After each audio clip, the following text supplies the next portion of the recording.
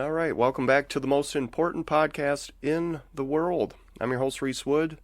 On this episode, most important moment number 8. We're going to premiere a new segment, Podcast of the Year this week. And man, let me tell you why we came up with that one. There was a podcast, very close, hitting on the same points that we were hitting on in the last moment, most important moment number 7, the last episode. A podcaster hit on some similar points, but in such a greater extent, in such great proportion, important proportions, that it inspired a new segment, and it's Podcast of the Year this week. And that podcaster, one of my favorites, that is Lionel at Lionel Nation and website lionelmedia.com. As you can see, Lionel thinks the Super Bowl may be not entirely real, possibly fake. Underneath there, some Katt Williams. There is a whole Katt Williams playlist at his website. We'll get into that later in the segment. But the reason this really amazed me was Lionel hit on some points that I didn't think anyone else would. I'm really surprised he did. I'm surprised anyone picked up on this podcast, the most important podcast. I'm trying to give you topics that might be overlooked or lesser known or things that are not as popular as possibly they should be, for reasons unknown. And we've said this a lot in past episodes. I've said this a lot. There seems to be more that we don't know, and so little that we know every day that we use to rely on in our daily lives to keep going. And that's everything from the science to laws, everything that we rely on every day that we know, that we have to know, but then there's everything we don't know. And when we dig into that big proportion of things we don't know, we look to other people, and we want to hear what other people have to say. At least I do. Lionel's one of these people I've listened to for, has to be at least back since 2007. And we're going to talk about where I started hearing him and where I first heard him on liberal talk radio. And you've heard me say in past episodes, I'm pretty much a libertarian, an independent libertarian, if there's such a thing. And but I did used to listen to liberal talk radio, and it had a huge impact on my life. But we're definitely going to talk about that. I was really surprised. Here we have Lionel, and like I said, inspiring a new segment. But last week, he's talking about the Year of the Cat, and as I said in the last episode, it's not just Al Stewart. Not just Al Stewart. But the Year of Katt Williams. And why is that such an important thing to talk about? Because we're in an election year. And it seems, at least to me, I don't know who's talking about politics. I don't know what people are talking about if they are talking about politics. We're going to dig into, during the Podcast of the Year this week segment, we are going to dig into some Pew Research information. And so we're going to try to find out why people, who is interested in politics, who's voting, who's not voting, what is it that we're really looking at when we are looking at the political environment this year, or in the most recent 3 elections. So we're going to look at voter turnout for the last 3 elections, look at some Pew Research data, see what that says. We're going to compare that to what Lionel's commentary is really about, and also kind of sprinkle on some Katt Williams. We're really going to mix it up. And so I hope you guys hang on for this one, because we're going in deep. This is going to be something else. That's what we do here. and when we're not interviewing people. And if you do want to be a guest, hit me up. We want to have on people of all kinds. I've talked to comedians, and our first episode with Billy Jones, we talked about fasting and diet. And second episode, one of my favorite people, Phil Anderson, he's running for U.S. Senate as a libertarian in Wisconsin. But these are all things that if you go on the internet, you'll find some people talking about it. Not a lot, and definitely not enough discussion. Some of this stuff is definitely that big piece of the pie that we don't know about, the unknown. And the more we talk about it, the more we'll know about it. The more we talk about it, the more familiar we become. And like I said, through other people, we learn about all these things, sometimes for the first time. But that's what podcasting's best for, right? Those introductory discussions, introductory topics, bringing us to something that we previously were unaware of.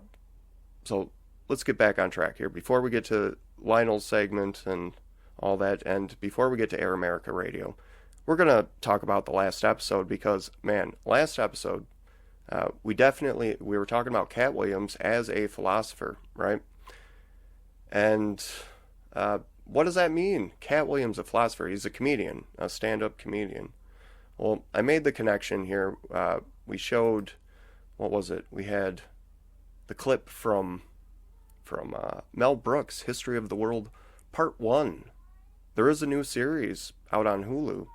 And so if you haven't checked that out, I know I watched a couple episodes, but I made the connection in general because Katt Williams, when he went on Club Shay Shay and spoke a bunch of what some people would say truth, when he brought light to some topics and to some people that were doing what are deemed some shady things in the entertainment industry. He was speaking in a way that resonated, obviously, with lots of people. Sort of what philosophers do. Philosophers making commentary on what humanity is doing, what society, civilization, what's going on in the world. Coalescing the vapor of human experience, as Mel Brooks said. And so, to me, Katt Williams, as much as a philosopher as anyone, here we have Stephen Darwell of Yale, Jennifer Morton, and Susanna Siegel. These are all names I'm not familiar with, but philosophers nonetheless, philosophers who won the Guggenheim Fellowship just last year. Katt Williams, not in the same area, but in my opinion, same part of the spectrum. We're talking about someone who obviously is a person who studies the ideas about knowledge, truth, the nature of meaning of life, a person who studies philosophy. Katt Williams, as he said himself, a guy with a high intellect, and always been known to study, read books, highly intellectual. And so we talked about that on the last episode, and what happened, I'm going to tell you what happened. If you didn't see it, if you're not following on Facebook and social media everywhere, I shared that not only was talking about Katt Williams something that resonates with people, the numbers, they show. When he went on the podcast that he went on, the numbers went through the roof and are still going up. It started at 29 million, 50 million, continuously going up. So those resonate also to our podcast now. We did just a couple clips, just two. And till we did those clips about Katt Williams, the podcast, as you can see, we're at 27 subscribers. We're just starting out. But the numbers, when you talk about Katt Williams, people want to hear it. The numbers show something going on there. Something he's doing, something he's saying, whatever it is, people want to hear it. And so the numbers don't lie. Unless you believe YouTube's, messing with the numbers. I don't know. That's probably not possible in this case, right? These are real numbers from people being interested in whatever Katt Williams has to say. And that's huge. But, so, we gotta say, thank you, Katt Williams, for bringing us some new viewers. What did he do when he went on Club Shay Shay? Brought a bunch of new viewers. Everything the guy's doing. And also the most important podcast. Thank you. All right, but we're going to move on because I'm definitely happy about that. But like I said, very happy that one of my favorite podcasters, Lionel, at Lionel Nation, talking about left-wing talk radio back in 2000. Left-wing radio started in 2004, but Lionel, I believe I started hearing him around 2007. But, so here's a guy who started on liberal talk radio, and I believe back then he was a declared libertarian. I could be wrong. But back then, talking about liberal politics, anti-conservative media in general, and today, more recently, right on the nail, hitting the nail on the head, talking about Katt Williams. And I'm telling you, if you don't think he's hitting the nail on the head, wait till later in the episode when we get to the Pew Research. It's weird. Very weird. We're going to find out why. But liberal talk radio, back in 2004. I don't know if you guys were there. It seems like, maybe, I was the only one. In Wisconsin, out of Madison, there was 92.1 the mic, I believe. And so FM radio, and you could listen to liberal talk radio for the first time, which was amazing. I had a boom box, an old school 80s boom box that I probably got from like it might have been my dad's or a Goodwill or something like that, with a dial. You're dialing in liberal talk radio. And so there I am. And these voices for the first time that are anti-conservative. It was so interesting. And today, there's no liberal talk radio, right? I don't know how big even conservative talk radio is anymore. Who are the names? There's no more Rush Limbaugh. But, so how critical this was, we're going to do a segment before we get to Lionel, because this is one of my favorite topics. And like I said, something completely overlooked. We have people of all kinds of political ideologies, but liberal ideology is huge. And super impactful in terms of politics. It's pretty much 50% of the discussion going on most of the time, depending on how you look at things. Most people do believe it's still conservative versus liberal, and for that reason, people do look to commentators from both sides, right? So, back in 2004, when people were looking for liberal talk radio, they were given the chance. Air America Radio. And this radio station, not only on FM, I believe they were one of the first on satellite radio also. The XM, Sirius radio trends, they're still out there. But when it first happened, they were on the wave. Air America. So it's categorized, as we see here, from Wikipedia. Lots of points today taken from Wikipedia. Progressive talk radio. Not just liberal talk media, but specifically progressive talk radio. And try to find anything on Air America online. We'll go over the links in this episode, but there's not a lot out there. And so, like I said, these are topics that you would think, as critical as liberal politics are to politics, as critical as liberal talk and commentary is, there's no FM radio. It's weird to know that Air America didn't make it. That by 2011, or it says closed 2010, that they did not make it. And so we're going to get into all of that. It's so interesting. Al Franken. How many of you are familiar with Al Franken? This guy started on Saturday Night Live, and so he was like the flagship host, and definitely a funny guy. You might know him from Stuart Smalley. You know, he would look in the mirror and I'm good enough, people like me, and I forget the rest of the bit. But funny guy, and I always thought he was hilarious. But so he was like the guy, the first face on Air America that people really put with it, at least for me.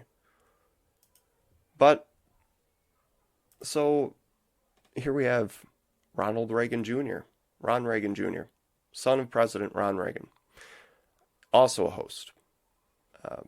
Just the number of people that were hosts on this station is just tremendous. We're going to get into all of them. Air America, as it says here, Air America Media's progressive talk radio programming consisted of news talk, comedy, interviews, guest editorials, listener phone calls. When you would call into radio, seriously, where's that going on? Is that happening?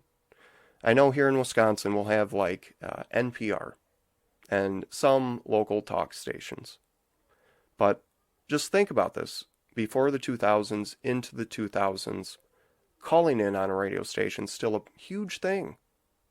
People calling to talk, not commenting on YouTube, not typing a response, texting, calling and waiting, long-time listener, first-time caller, that kind of stuff.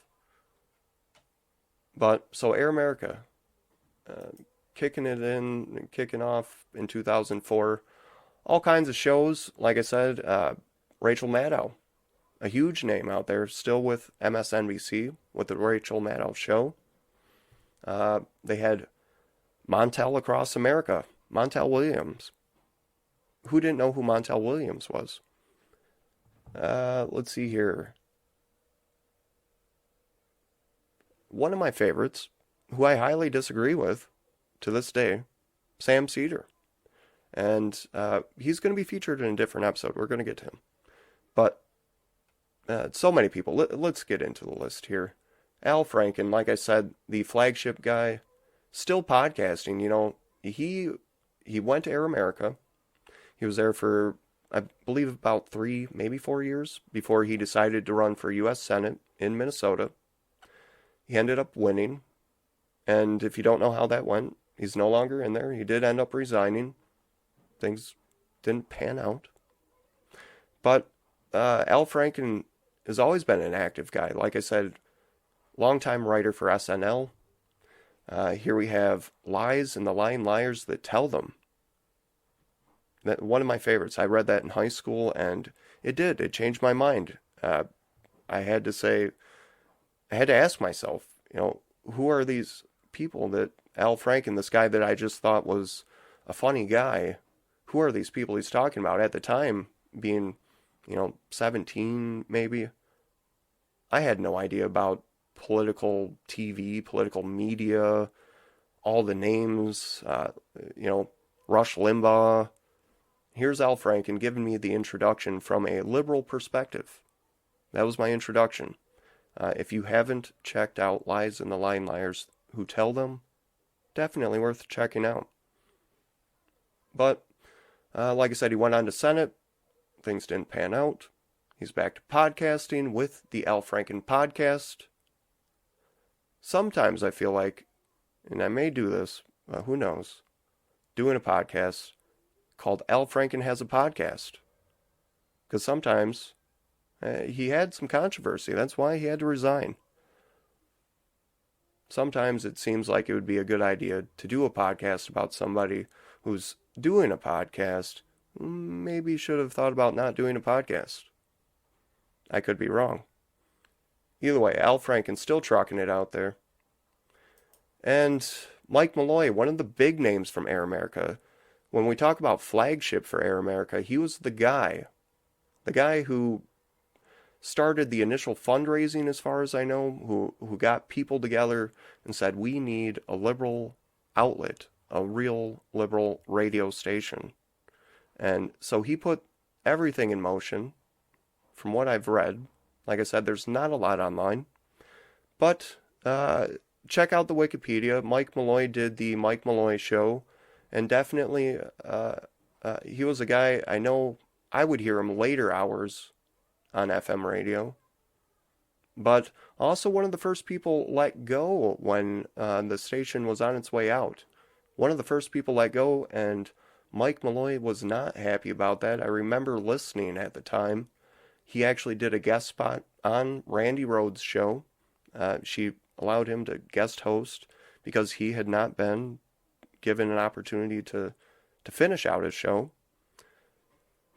So he guest spotted on her show, and from there he never turned back to Air America. It went on to other things. I believe Nova M Radio, the same place Randi Rhodes went. Randi Rhodes, here we have her. She's still around today. Still going on YouTube. I believe she might be on some FM out there. Like I said, I don't know who's listening to liberal or conservative talk media through the radio anymore. Are you guys still dialing it in? I don't know. Maybe not. But Randi Rhodes was one of my favorites for a while because I would be delivering newspapers. I had a delivery route. We would be delivering newspapers, and she was on for most of that time. 3-hour show, and so I got a good chunk of her show and listened to that, and always entertaining, and she always did have good things to say. Like I said, these are all people that you don't have to agree with them to listen to them, to find value in the news they're sharing or the perspectives they have. Here's a good one that I didn't catch enough when it was out. Man, I wish I did. Chuck D on the Reel from Public Enemy. He did a show. And so if you're not familiar with Public Enemy, you're going to have to get on.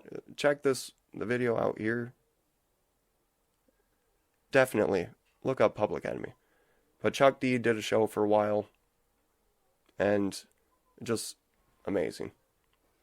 To think about this guy having a FM radio talk show at a time when Rush Limbaugh, the conservative, is still on the radio. Like, those are the polar opposites that people need in terms of, hearing about politics. The complete opposite spectrums. Some of the guest hosts. Now, Air America did a thing where they would have people on because they would shuffle shows or change times. Sometimes they changed ownership because, like I said, eventually Air America did not work out. It crashed. Lots of things happened. We're not going to get into what happened, but for the sake of the story, for emphasizing what's really important about Air America, look at these hosts. Montel Williams, Richard Belzer, Roseanne Barr. My favorite, Joy Behar. She's not my favorite, but out of this list, Richard Belzer would blow my mind. Because talk about a guy, if you ever caught him on Law and Order, you probably had your mind blown there.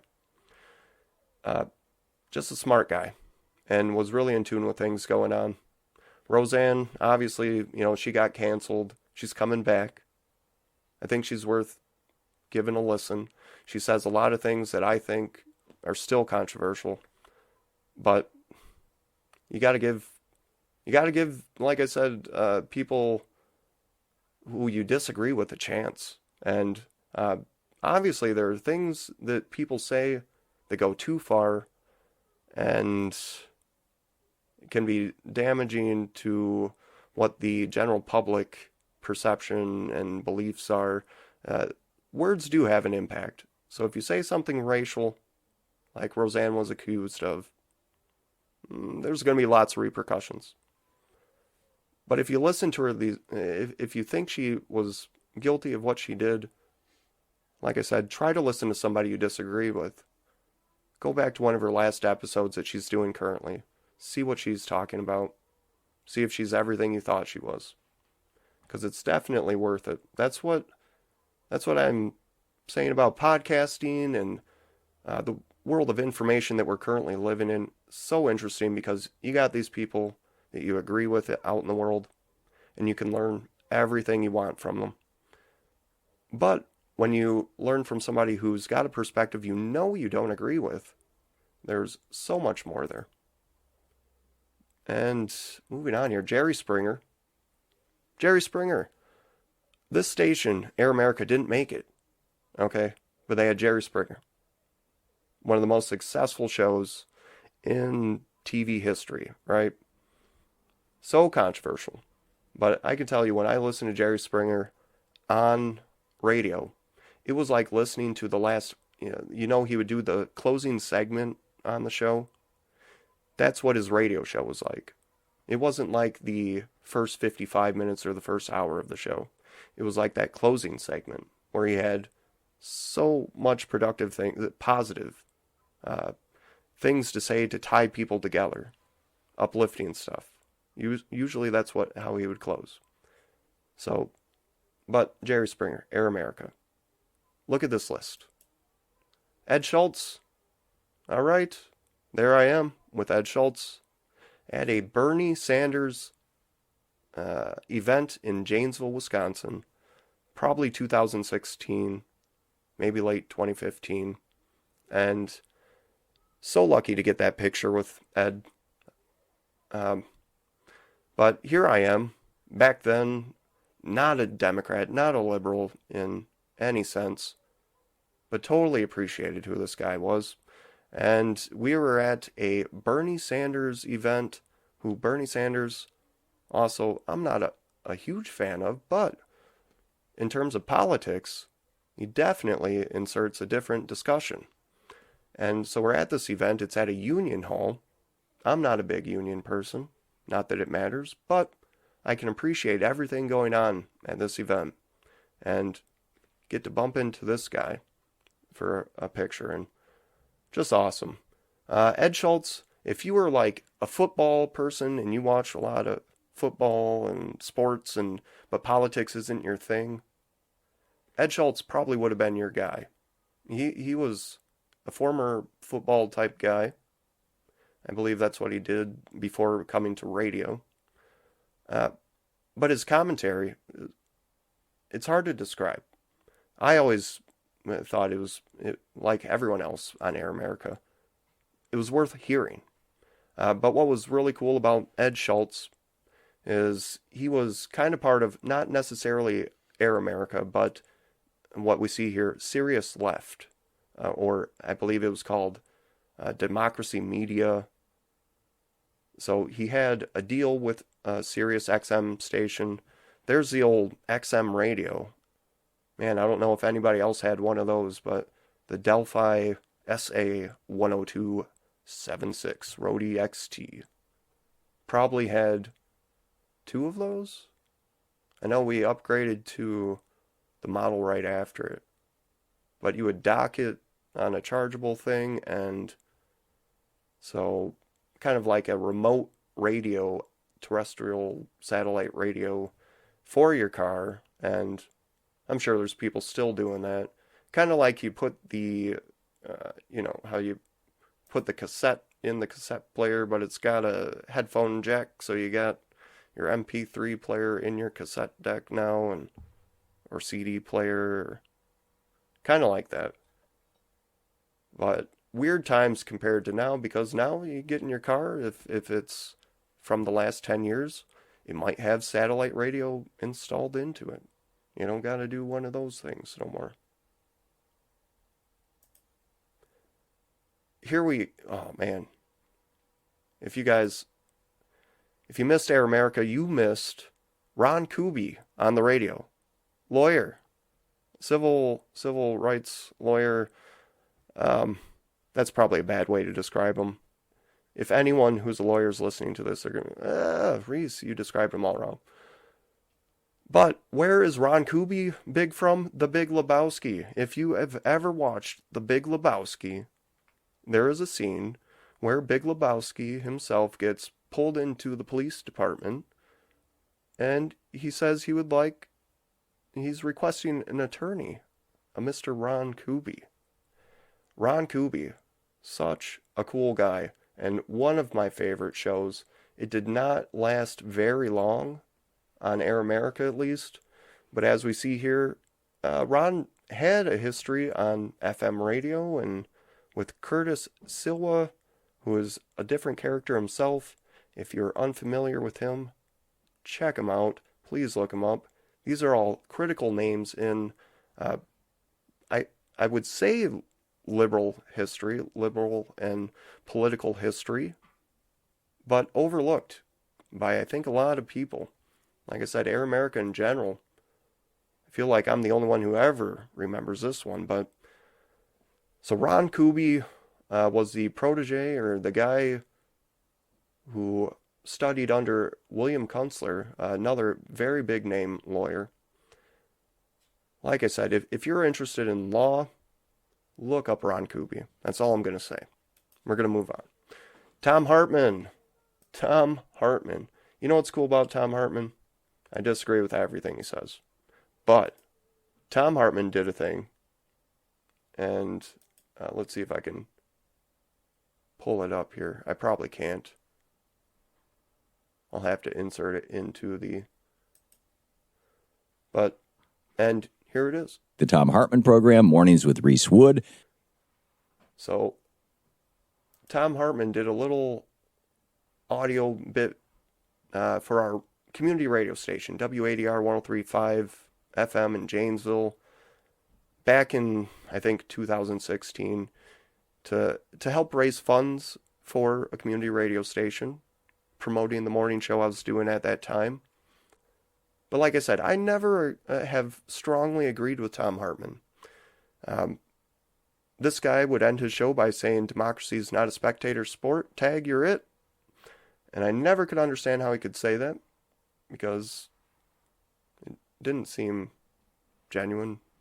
But I guess he was probably trying to be genuine there. But Thom Hartmann is still on the radio. Talk about a guy who survived through everything and does a great show. He's had on all kinds of big name politicians.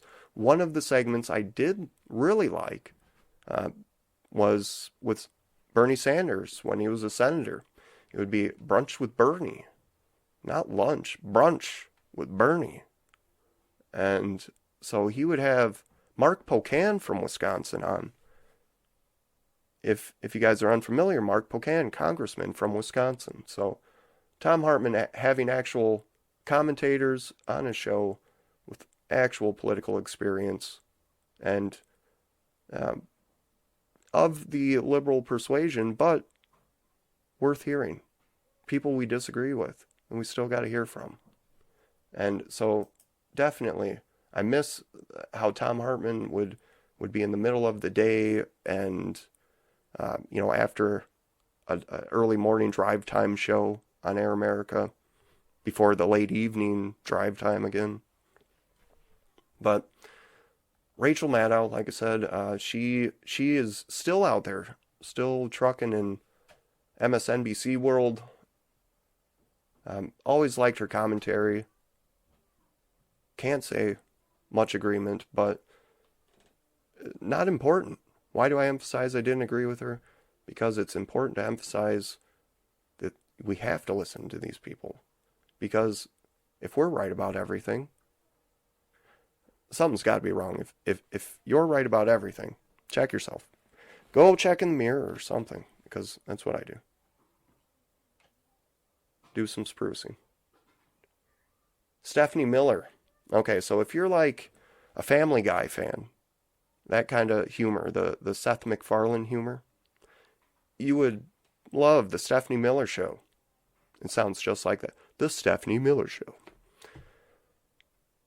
She is known as for being the daughter of, it's right here on the screen, U.S. Representative William E. Miller, who was Barry Goldwater's running mate in 1964.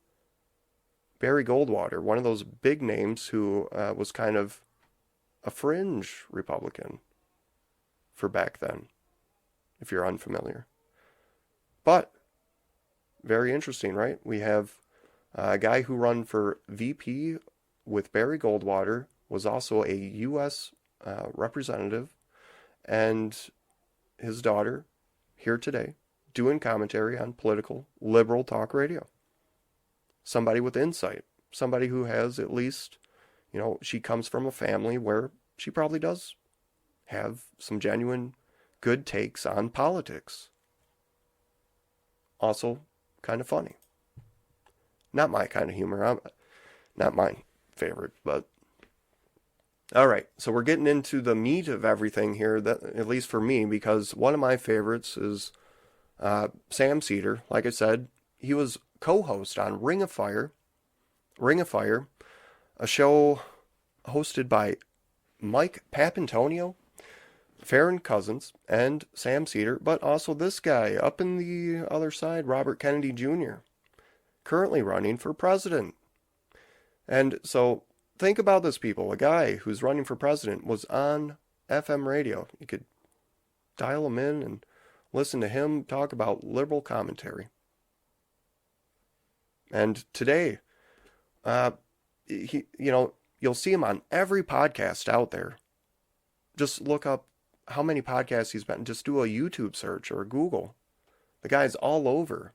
One point he was on FM radio, and they were doing a show that at one point ended because of co-hosts disagreeing about the pandemic and the spread of the COVID-19 pandemic.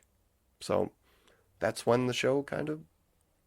And I think it was always kind of rocky. I know Sam Seder brought in kind of like a Band-Aid. He held it together. But let's get into Sam Seder with the Majority Report. This show was one that I definitely made sure to listen to. He did end up getting moved to the evening drive time, which I think I read he wasn't a fan of being at that time. But that was my favorite time to listen to him. His co-host, Janeane Garofalo, you'll know her from stand-up comedy and all kinds of movies. All kinds. If you were in the 90s, you know who she is. And so the Majority Report, they had on all kinds of co-hosts and other people who would do editorial type segments, but so many different people. And I think this is the first time I heard Matt Taibbi on Majority Report. But so if you're a liberal and you've been listening to me this long and you're looking for someone new to listen to, definitely check out Sam Seder. Definitely check him out. His co-host, Janeane Garofalo, I believe she's no longer a co-host. Sam is other co-host at this point. But you'll have to check. I'm not familiar with them. I only watch the clips on YouTube. I can't say I don't keep up with Sam too much these days. But mainly because I find some of his stuff to be less than productive.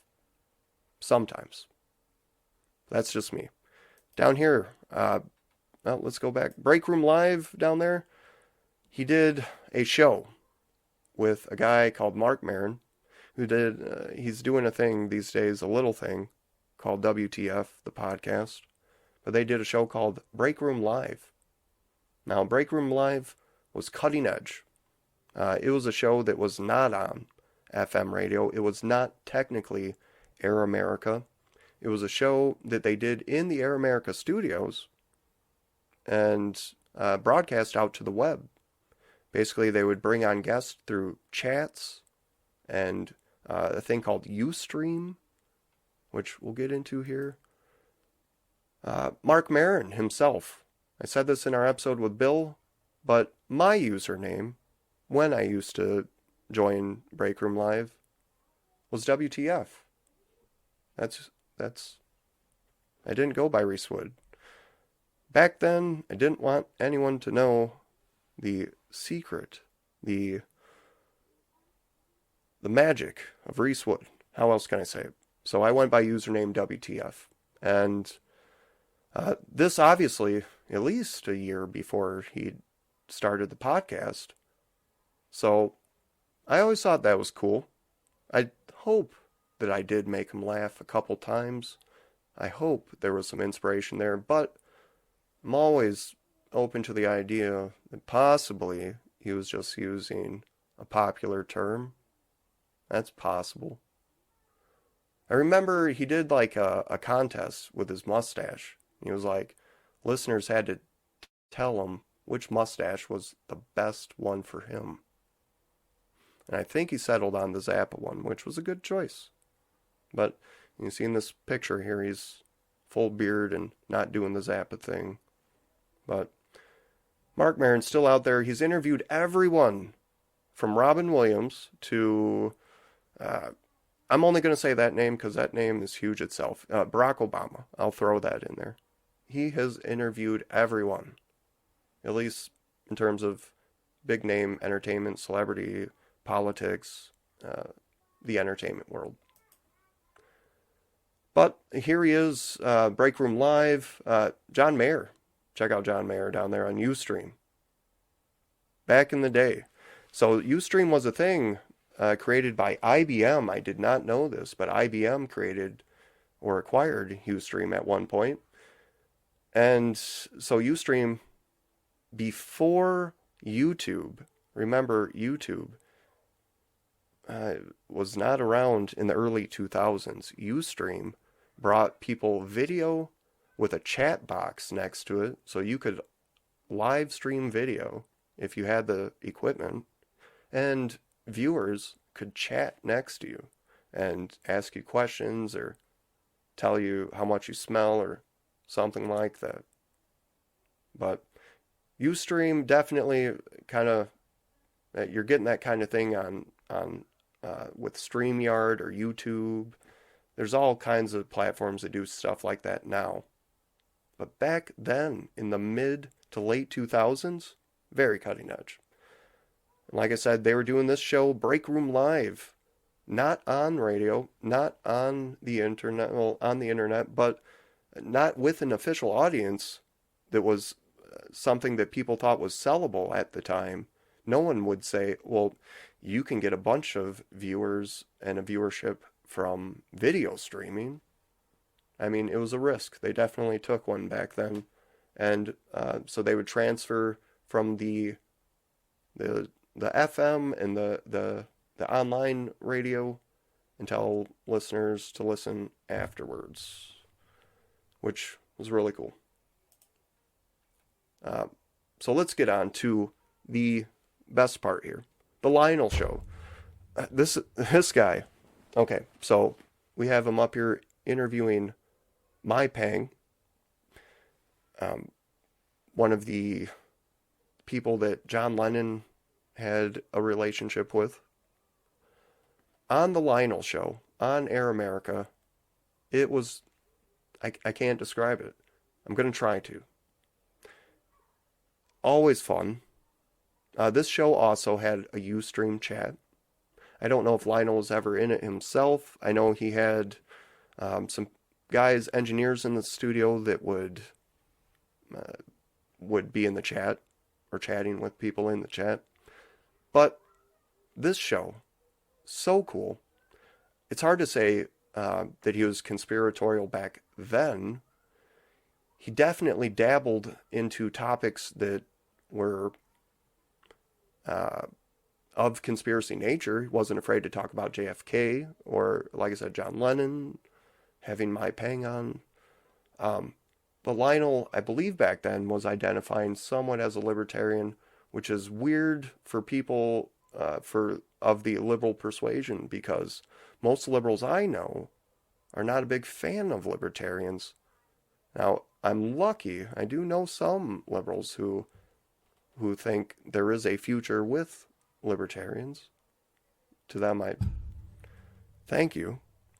But So Lionel fitting in with Air America was always kind of just a weird fit, but so enjoyable. And it does say here, he began in 2007.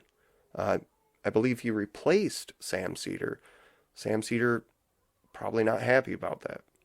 But I was a fan of Sam Seder, and when Lionel came in, I started listening to Lionel and loved it. And because of the topics he was talking about, because of his talking style, because of his vocabulary, because of his approach to politics, and the more I look back at it, I'm a big fan of just radio in general, and Lionel also a big fan of talk radio. So it seems like maybe I was a fan of him because he actually appreciated what he was doing to a degree that maybe somebody like Sam Seder might not have had. Sam, definitely a political guy, but in terms of appreciating being behind a mic and having an audience with open ears, I think there was a difference between Lionel and Sam, and I still think there is. But Lionel, like I said, inspired not only the segment we're going to get to, also inspired the name of this podcast, the most important podcast in the world. If you listen to him, you're going to hear him say that. The most important. You'll hear him say it quite a bit, because there are so many things that are important that are just lesser known, lesser talked about, and he definitely digs into that. So here we have Lionel, let's get to it. Podcast of the year this week. And I'm not even going to attempt to read the description, but let me tell you, Lionel's vocabulary is tremendous. It's beyond the average person. And if you think you have a bigger vocabulary, definitely check out Lionel, and for every 5 pounds he lifts, see if you can do 10. And or something like that. Maybe that's unfair. But look at this description. This is Lionel. And so you try to read that, and you will find out why everyone should at least try giving Lionel one listen. Just one. Because not only are you going to learn new words with our short vocabularies that seems like I'm not the only one. I'm not the only one. You know where you stand. But that's why you check out people like Lionel. And at Lionel Nation, here's his YouTube page. You can see he thought the Super Bowl was fake. Can't say that I disagree. Here's his book, Everyone's Crazy Except You and Me. And I'm not so sure about you. America's favorite contrarian cuts loose. Here's all his links. He is on Spotify. He runs a law firm, the LeBron firm. We're going to get to that one in a second here. Lionel Nation gear. He's got this big cup. It's the size of your face. If you ever were drinking coffee and thought you need a bigger cup, this is the biggest cup. And so he's all over the internet, all over the webs of the world. 1 second there. Not podcasting, on YouTube since 2006 in the United States. Amazing. The LeBron firm, that is his firm. Here's the practice areas. Here's Lionel himself. I'm not going to spend too much time on this. You know why? Because in his commentary, what he does online, he does not get into his profession too much. He gives you his expertise, he gives you the knowledge he has, but he doesn't talk about what he does, which shows the selfless side of Lionel, in my opinion. Here's the playlist I said in the start of the episode. Playlist. Lionel has a whole playlist of Katt Williams videos. And I'm telling you, I don't think anyone out there, besides us here on this podcast, as of a couple weeks ago, we're talking about this being the year of the Katt. Everyone knows the song, or we did. Al Stewart. Everybody knows that. But Lionel, perfectly aware of that, and he said, man, this guy Katt Williams is saying something. It is the year for this guy. Not only the year for this guy, but what he's talking about. The revolution. He signaled the revolution of 2024. Some people say that's up for debate. I don't know. But the year of the cat. And so we're going to bring this up here if I can. This is the year of the cat. I'm not talking about Al Stewart in 1976. I'm talking about Katt Williams. Because what Katt Williams started, if you dissect what he said, if you go back and listen to what he said, in this seemingly, I don't want to say innocuous, but in this interview on Club Shay Shay, when you first hear this, you think, oh, okay, it was another interview. No, it was prescient, vatic, pythonic. It augured the future. It predicted. It was one of the most important messages ever. As Andrew Breitbart said, that politics is downstream from culture. And if you want to see what's going on in the world, you have to look for different signs and indications and hints and clues and indicia that occur elsewhere. If you want to see where the world is going, listen to music, watch TV, go outside, go to an airport and watch, go to the baggage carousel, look at people. You want to see where society is going? You don't read a book. You go to the mall, find out who's not at the mall. Go to a mall and see who's carrying shopping bags. Notice how many security guards are there. Just you see indications of what's going on. On September the 11th, 2001, I was red-pilled. My life started. I was born again because I was here in New York when everything started, and my life has been on a different trajectory since that date because I realized that there are very powerful people who control the world that are not elected, you never hear about, you never know about, you're never told about. And in fact, there was a concerted effort on the part of a lot of people to make it sound as though you are paranoid or crazy or just plain out of your mind to even suggest for a moment that there exists a group of people who are in charge. And you can look at all levels. With the exception of sports, actual performance, that might be the purest meritocracy. Because you can have installments and sock puppets, and we'll talk about that in a moment. But you've got to perform. LeBron James may be the woke radical left dupe, but he is tremendous talent, and his play and his points speak for himself, no matter how beneficial he is to some group of Illuminati or whatever. By the way, between us, don't use that term.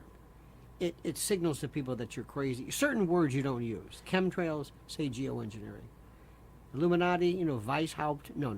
Talk about the ruling class or the shadow government or the deep state or something. But don't use these words because these are triggers. These are trigger words and kind of microaggressions for people who have this absolute allergy against and towards anything they consider to be a conspiracy theory. But let's go back to this. Katt Williams talked about comedians stealing jokes, certain actors getting plum jobs, getting the recognition, others who are pretty much dismissed, who are not within the realm. Now you might say to yourself, well, that's entertainment. That's always been. No. These folks are part of a bigger cabal, a consortium, a cadre, a coven of people, a conspiracy, a confederation. Okay? Let me ask you something. Why is Oprah, and you can call him installed, Jason Whitlock talked about the fact that Stephen A. Smith was installed. Because Stephen A. Smith is a cretin. He's a subliterate moron who is there because of his bluster and braggadocious, brio. But the question is, why Oprah? What has Oprah done to amass this wealth? It's never Tyler Perry, Steven Spielberg. Now Steven Spielberg, you can say, well, he's a little different, but sometimes they are warranted. George Clooney, Tom Hanks, great actors But what propels them in the first place? Bill Gates. Do you believe the story that Bill Gates and, what was his name, Alan, decided to tinker about in their parents' garage, and they said, hey, we have this computer, and I think if we use this particular operating system, we can, well, do you think that had the government wanted to say, okay, that's ours, they could have shut them down in a heartbeat? But it's better to use a dupe, an installed dupe, to be the face of big tech. Offer them riches beyond any comprehension. You will be the face of this. Now move on and put your particular items and your particular devices in homes and businesses all over the world. But make sure that you leave a big hole so that viruses can get in, because we as the government want to be able to tap into this. Do you believe the official story of Facebook? Silicon Valley is absolutely 100% government created, government controlled. When we say government, it's not Washington, but shadow government, the ruling class, the Illuminati, whatever you want to call these people who run the show. In-Q-Tel was the investment arm of this. DARPA later came in. The future, by the way, if you think AI and AGI are Friday, you have no idea. That is the existential threat. We'll get to that later on. But not to digress. Katt Williams came along, and let me explain to you let me say something. And I'm going to say this in a way, I'm trying to be very careful. A lot of white people will look at Katt Williams, Lil Nas, whoever, and they will say, oh, here's another group of angry, inarticulate black folks with their stupid music and stupid fashion and stupid expressions and completely disjointed, disconnected, unimportant, gibberish. F this and F this and N this and eh. And they do that to their own, at their own peril. They've never understood hip-hop. They've never understood. They're not racist. They're just ignorant. They don't understand this.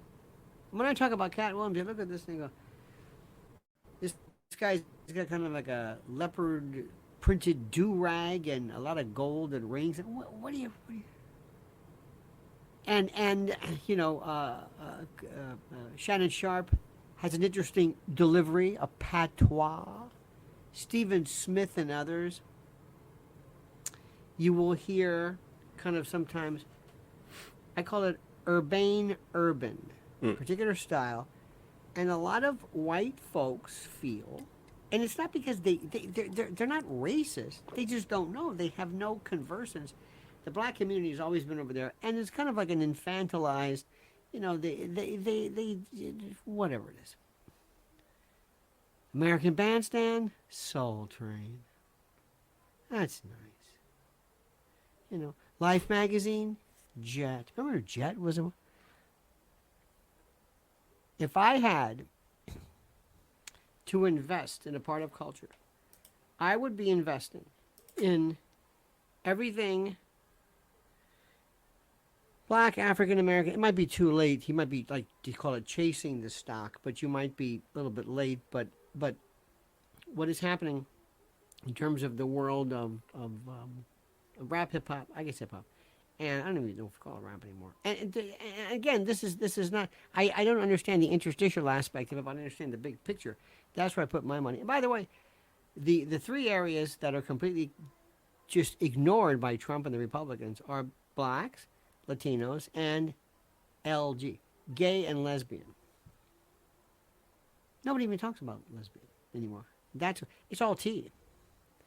And they are a group that are pretty much conservative. I don't know if you listen to this, but listen to Katt Williams. He's a conservative, for lack of a better word. He's not some woke radical left. Lionel merch available. He's not a woke radical left, not at all. The big cup. And what happened was he came along He started it.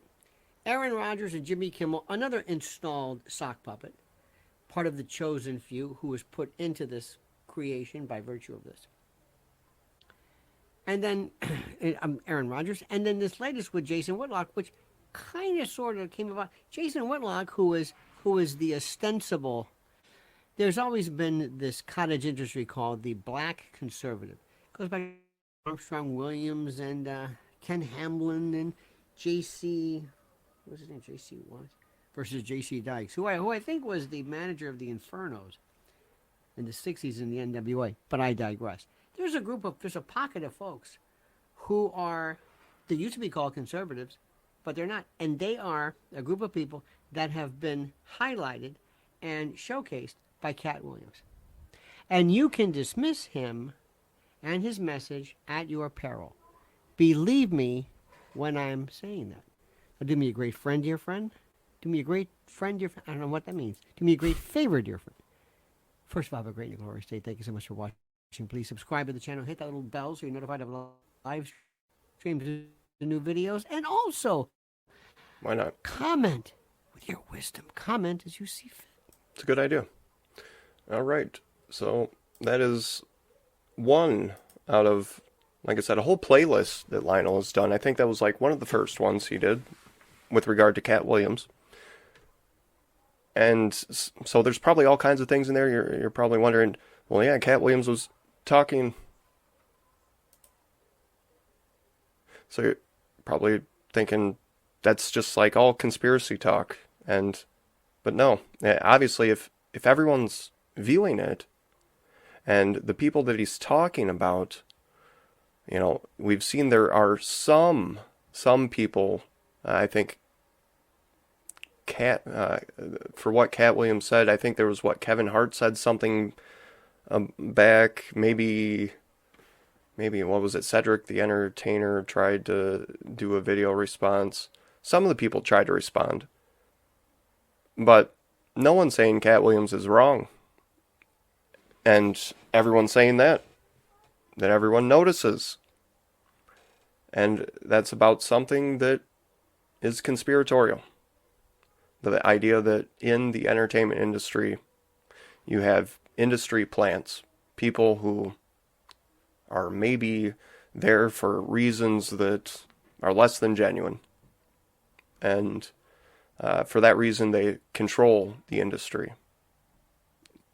And so you can think that's conspiratorial, but if you look at the numbers, people are not only wondering if that's true, people seem to get the impression that there is some truth there.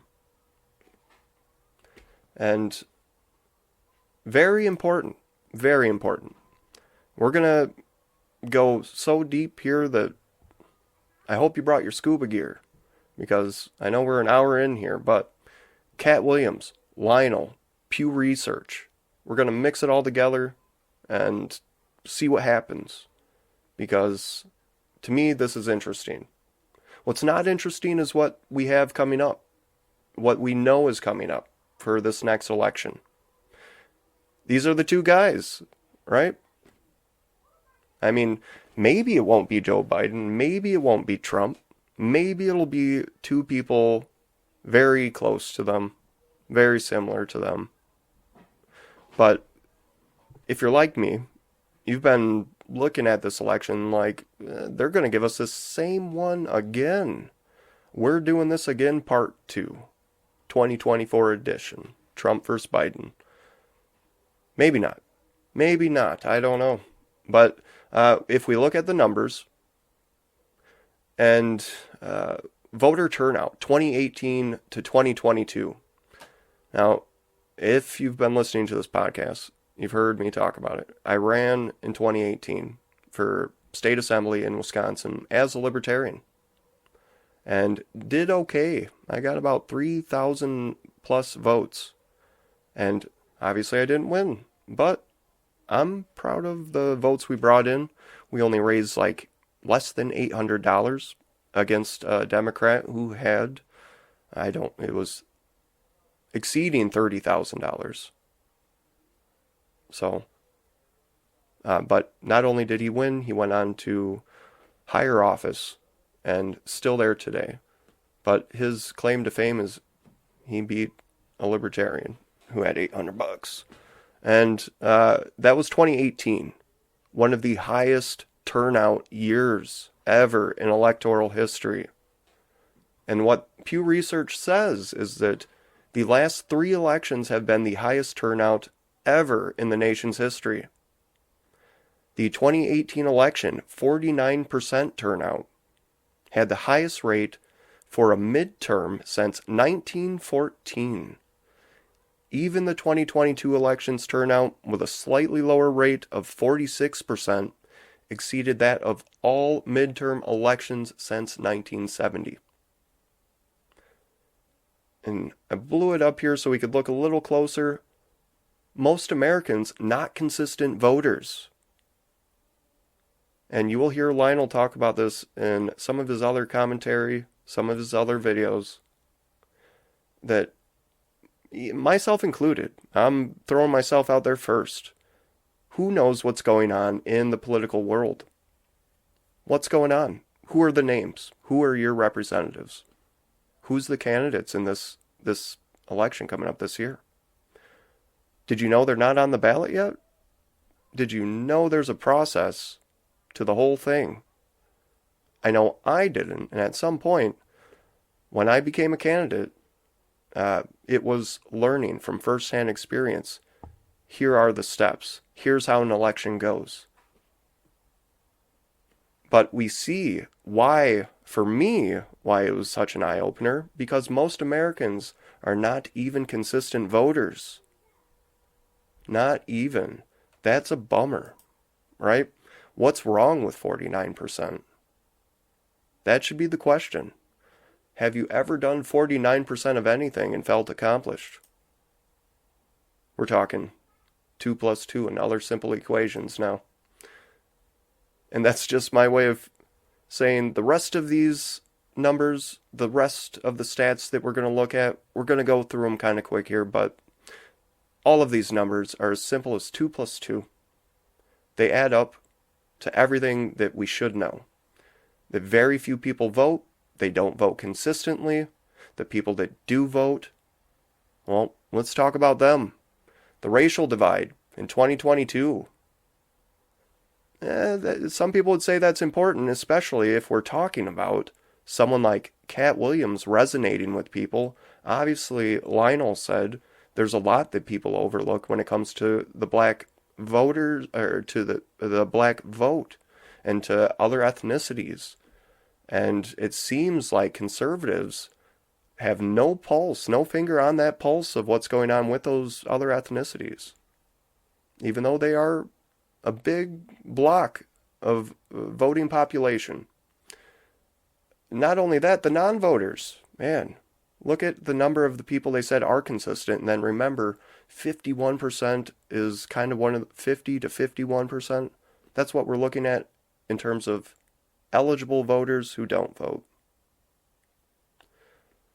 White adults voted more consistently than those of other racial or ethnic backgrounds in those 3 high turnout elections, in the 3 most recent, that were the highest election turnouts throughout our history. White adults. Now, there's one way of saying that, and that's just saying white adults voted more consistently. Some people would say, and I'm probably going to offend somebody with this, but some people would say that the larger population being the white population in the United States, that the population of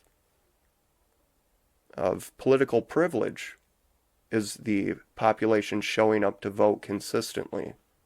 Those of us who have had the privilege of voting the longest. Those of us who might have more convenience to vote because of how long we've been able to vote. But, I mean, let's look at a little bit more here. Those with a college degree, white adults without a college degree, strongly prefer GOP candidates and vote at lower rates than those with a degree. Crazy. Who would have thought? So we're talking, remember, a lot of people don't vote. out of the people that do vote, a lot of them, a big percentage of people that might have gone to college, might be doing financially better. We are going to get to that one. It says voters and non-voters, the two most recent midterms, 2022 and 2018, both featured unusually high turnout compared with nearly every other recent midterm election year. But the difference between those who turned out to vote in 2022 versus 2018, and between those who did not vote, accounted for much of the difference in outcomes between the two elections. The voting disparity, the difference between non-voters and voters. It's a big deal for some reason. Who could imagine why? Smaller shares voted by absentee or mail-in ballot in 2022 than in 2020. Well, we were not in a pandemic, so that makes sense. Pew Research making some sense. Pretty much everything they've said here makes sense, right? Large divides in candidate support. Just keep in mind this research, this data provided by Pew Research, looking at conservative Republican versus Democrat, keeping no consideration for independents and third parties or anyone else that have impacted. As I said, I ran in 2018. Not only did I run that year, but Phil Anderson, who we had on episode 2, garnered 3% vote as governor, running as Libertarian. In that year, there was, I believe, like 10 different gubernatorial candidates. Phil ranked top, did very well. Even in our state assembly race, we did very well for a first-time candidate with very little money. But gender gap. Okay. Everyone's interested in that one, me included. Gender gap in vote preferences persisted in 2022, but larger shares of men and women voted for GOP candidates compared to 2018. There was a sizable education gap in voting preference when we're only looking at two parties. And when we remember that a large majority, almost half of the potential voters, don't show up to even register. Young voters largely supported Democrats, but by a smaller margin than in 2018. Well, they got that going for them, so it's something. Partisans remained loyal in 2022 midterms. Independents were divided in their voting preference. So they do factor independents in here, in terms of, are they going to choose Republican or Democrat? Not if they're actually going to vote for an independent candidate or a third-party candidate. Not factored into these researches here. So what am I getting at? When we consider these numbers, I'm asking, who is it that you want to see as a candidate? Who out there? For me, I like to imagine, Katt Williams, Lionel, my favorite commentator, someone who has experience with lots of things and is not afraid to talk publicly about anything. And so Katt Williams or Lionel, that's just me. You guys can have these guys. That's who we got last time. You'll get them again. We will get them again. Here's who they're giving us. They say this is who's, at least in terms of presidential runs. Biden, Phillips. I can't tell you very much about any of these people because I consider myself part of that large percentage of non-voters who at one point I decided not only I wanted to vote, but I wanted to participate in an election as a candidate. But where I subscribe, where I fit in, is in that big population that chooses to not vote. Why are they doing that? Have you ever asked? Because I know some very intelligent people who, when asked that question, they arrive at the conclusion that there's nothing you can do about those people. Forget them. Okay, forget about 50% of the country? That's a recipe that will not work out good very long. But maybe that's why we have the results we keep getting. So here we are. There's your candidates. We see Kennedy on there. They do show some independents, or AKA third parties. Stein from the Green Party, Cornel West, Kennedy, the guy who was once upon a time on Air America radio. All kinds of people dropped out. Ramaswamy, he's out. Mike Pence is out. Hold your tears. All these people are out. The Libertarian Party, if we look in the upper right-hand side, it has a list that goes on, and I gotta say, it's more than I could fit in the screen. I could go to the website and we could scroll down it and show you. I'm not going to do that. But there are so many Libertarian candidates running for president this year. Do a Google search, Libertarian candidates running, just see what's going on. Green candidates, Green presidential candidates, there is a good list there. It's by no means a short list. Not as big as the Libertarian Party, but definitely something worth looking at. Here it is, the vision. You guys know I like messing with the AI art, and that's, we imagined Katt Williams as a philosopher. Let's imagine him as, this is what happens when you ask AI art to imagine Katt Williams as a vice president. Or Willie Nelson as president. They give you that tan background and a tan hat and a tan jacket and I don't know. But imagine, who do you want as a candidate versus who they keep telling us the candidates are? It's a big disconnect. Huge. I don't know how we're going to fix it. I really don't. Who would you prefer? That is the closing question. We've talked about Katt Williams, Lionel, Air America, and liberal radio, and I'm wondering, who is it that you want to see? Not who's running that you like. Who do you want to see? Obviously, this election, we know what the outcome's going to be. It's going to be, one or two people that we're already familiar with. It's going to be Joe Biden or Joe Biden 2.0 or Trump 2.0. And, 4 more years of the things that have been going on for the last who knows how many years. And so who is it that you want to see in there that would make a change, in your opinion?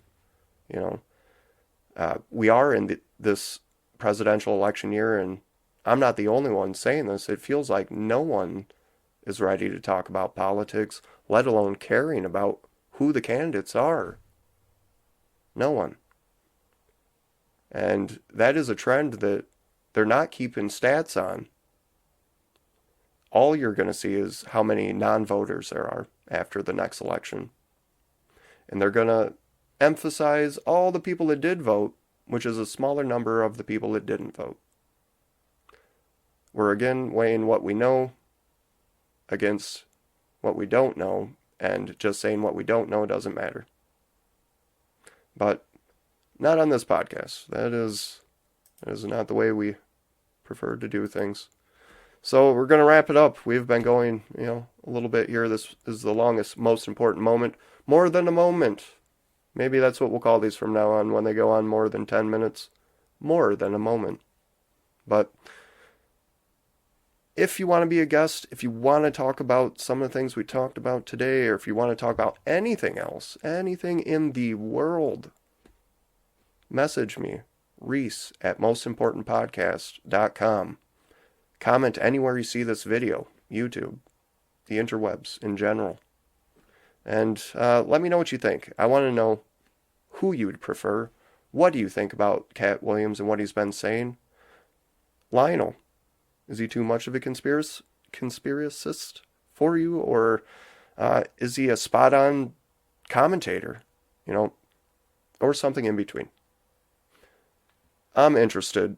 I'm going to be interested on the next episode. Thank you guys for listening and viewing. I'll see you on the next one.